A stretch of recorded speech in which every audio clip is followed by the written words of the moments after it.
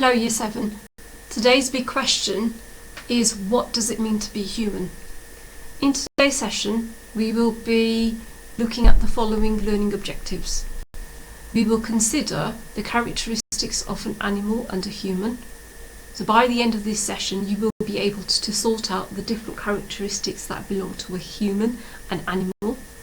There may be some differences and similarities, and you will also be able to consider the religious responses to the above question, which is, what does it mean to be human? To get us started, I want you to think about the following question. What is the difference between a wild animal and a human? I'd like you to pause the video and to have a go at answering this question. You may want to do some research so that you are able to write up a detailed question. Think about what an animal and a human may be able to do or may not be able to do. Are there any similarities or are there any differences? Good luck, have a go. By now you should be able to have a clear idea of the differences and similarities between a human being and a wild animal, so you should have an idea and develop your own thought. What I'd like us to do now is to watch this video. The video is about a dog owner and a dog, and the dog's name is Hachi. Okay, and I want you to think about the relationship between the owner and the dog. Does the dog have any similar feelings or characteristics to the owner? That is the question I want you to think about as you're watching the video. Okay? Welcome back, Year 7. I hope you enjoyed watching the video about Hachi and his owner, and I want you to think about the following questions. Remember to write up or type up your questions so that you are able to submit them to your RS teacher. So we are looking forward to reading your responses to the questions. So first question, did Hachi wait because he knew his owner had died? Did he wait because he didn't understand that his owner had died? Or do you think he just went to this train station because it was habit? Make sure you were able to give detailed reasons. Why do humans treat animals as friends? Think about your reasons. Think about how the dog owner treated Hachi. Why did he do that? Why did he treat Hachi so well? Should animals be treated equally? What are your thoughts on this topic? There is no right or wrong answer with the final question. It is what you think and how you are able to justify your answer. Okay, let's think about the following image. Okay, and the quick question I want you to think about is, do wild animals have feelings? Let's examine the image that is showing up on your screen right now. What can you see? I want you to write it down. What kind of feelings do you think the elephant is showing? Okay, got that?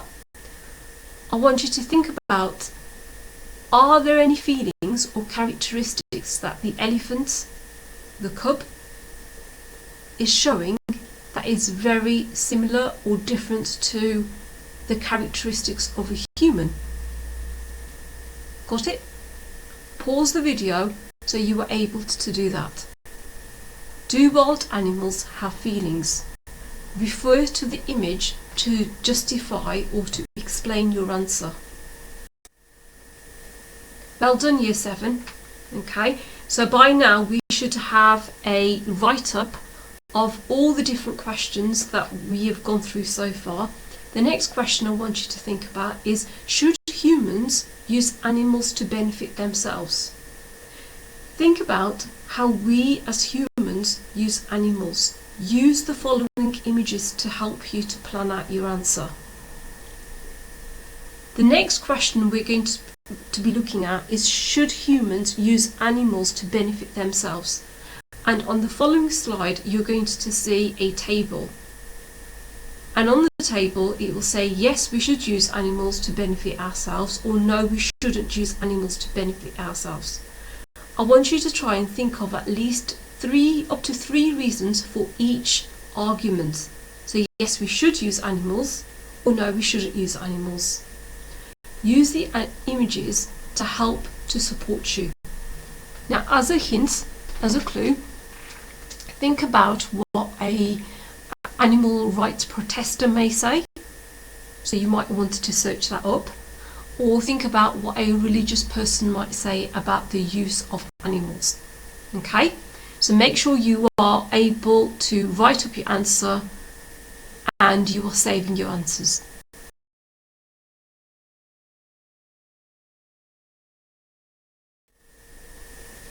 Okay, now that you've got your ideas written down about what the different responses are to how an animal might feel and a human might feel, the similarities between humans and animals, we're going to move on to looking at what a religious person might believe about how we should treat animals. The three groups of religious people that we're going to be looking at today are Hindus, Christians and Muslims. The key question that you are able to see here is, do animals have a soul? So Hindus believe that all living beings have a soul and that it is reincarnated into another living being after the death of the physical body. What do you think a soul means? Pause the video and have a go at writing your answer. A soul is the inner part of a person. So let's think about an egg, for example. Okay, you've got the egg, and you've got the shell, which is the outer part, and the egg, which is the inner part. We could assume that the egg is the physical body, the outer shell, and the inner part is the soul. Many religions believe that when our physical body dies, the inner part, as in the soul, then moves on. It can either move on to another living creature or another human being. Okay? And this is what we mean by reincarnation. So when your physical body dies, your soul then moves on. Okay? They also believe in ahimsa. Ahimsa means non-violence. Therefore, look at the questions in the yellow area. How might a Hindu behave towards animals? So if a Hindu believes in the idea of reincarnation and a soul, how does this affect their view to treating animals? And the second question is, why do you think a Hindu might become vegetarian?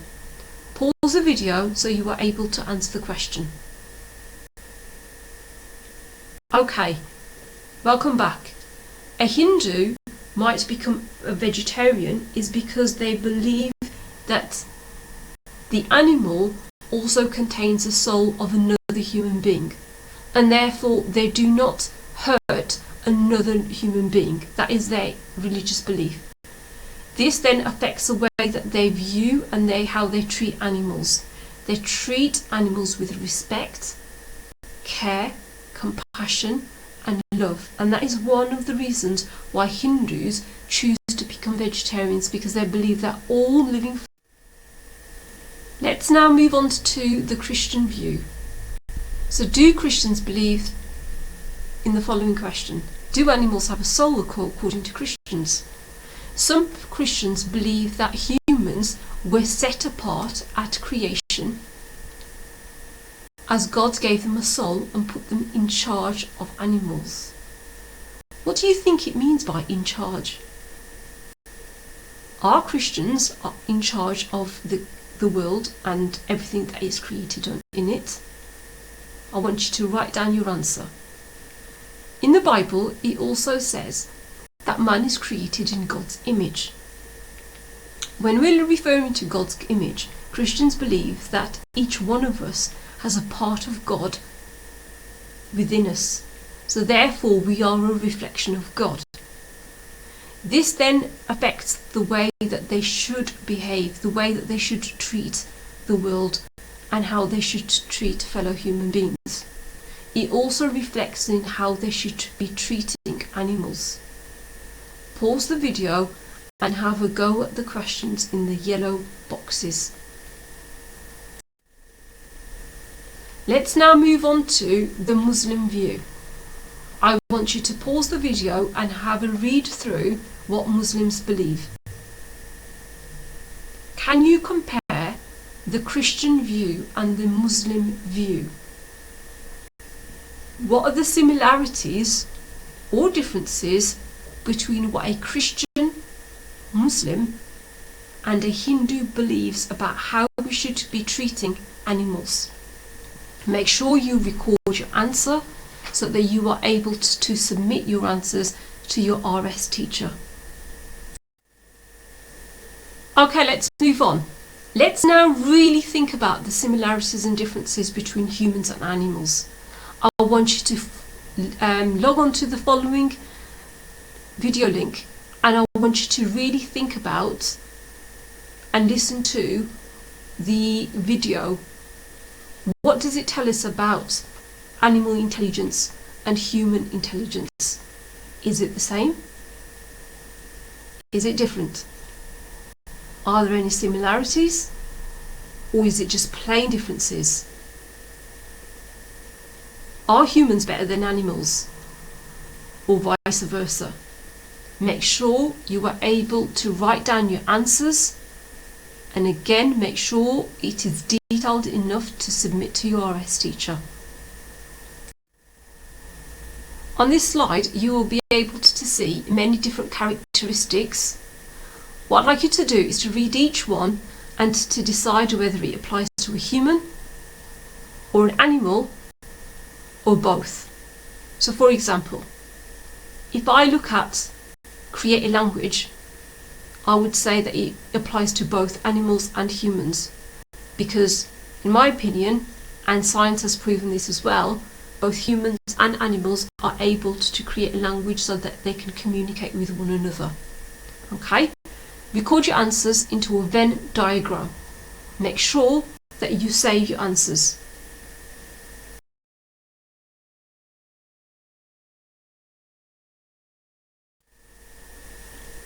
Okay, just to sum up today's lesson then, I want you to think about some of the questions below and to make sure that you record your answers and to provide reasons for your answers. Make sure that you are able to justify. So the questions are: should humans use animals to benefit themselves? What makes humans unique, as in special? Should animals be treated equally, or should they be treated differently? Do animals have a soul? Remember to record your answers, either type them up or handwrite them. If you do handwrite them, make sure you take pictures of your work and you upload them to class charts and submit them to your class teacher. Good luck with the work, and I hope you've enjoyed today's session. Next week we will be looking at, should we be using animals for animal experimentation? Take care and stay safe.